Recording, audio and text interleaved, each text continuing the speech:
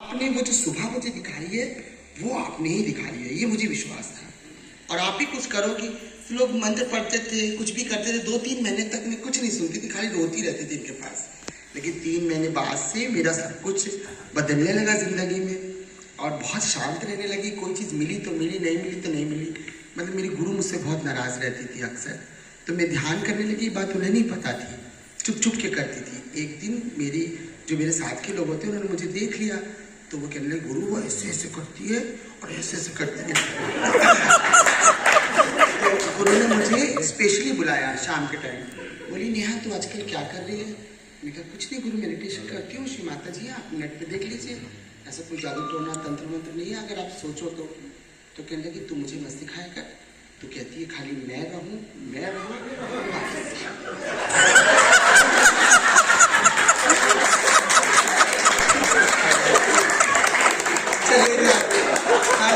मेरे सिवा कोई ना रहे यार, तू यही प्लानिंग बना रही है। मैं रोने लगी, मैंने कहा गुरु ऐसा तो कुछ नहीं है, तो ये पूजा तो यहाँ नहीं करेगी।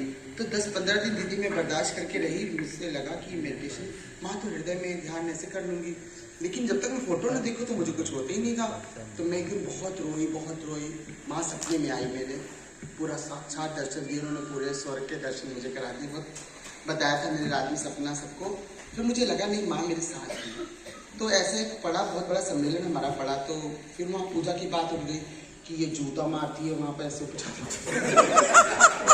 और ये तो करती है माता माता और कर रही थी अल्लाह ऊपर। मतलब वो सब आके क्या करते थे, मैं 4 बजे सोती, सब सो गए, ये लोग नहीं देख रहे, मैं टेरिस पे जाके ध्यान कर लूंगी।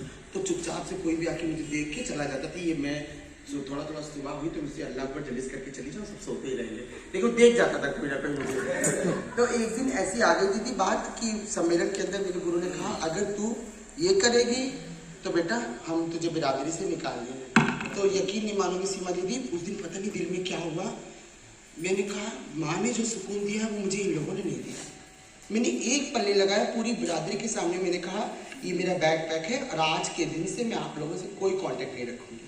और बचपन से ही मेरे अंदर इन लोगों की जैसे कोई आदतें नहीं थी, ना सोच थी ना समझ थी। भगवान के प्रति मेरी शुरू से थी लगन।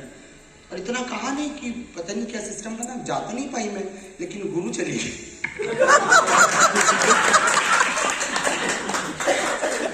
माता जी कृपा से सब कुछ माने। बहुत सारी चैलेंज आती है लेकिन उनको मैं प्रेस नहीं करती हूँ, जबरदस्ती नहीं कहती हूँ कि आप सहयोग करो ही।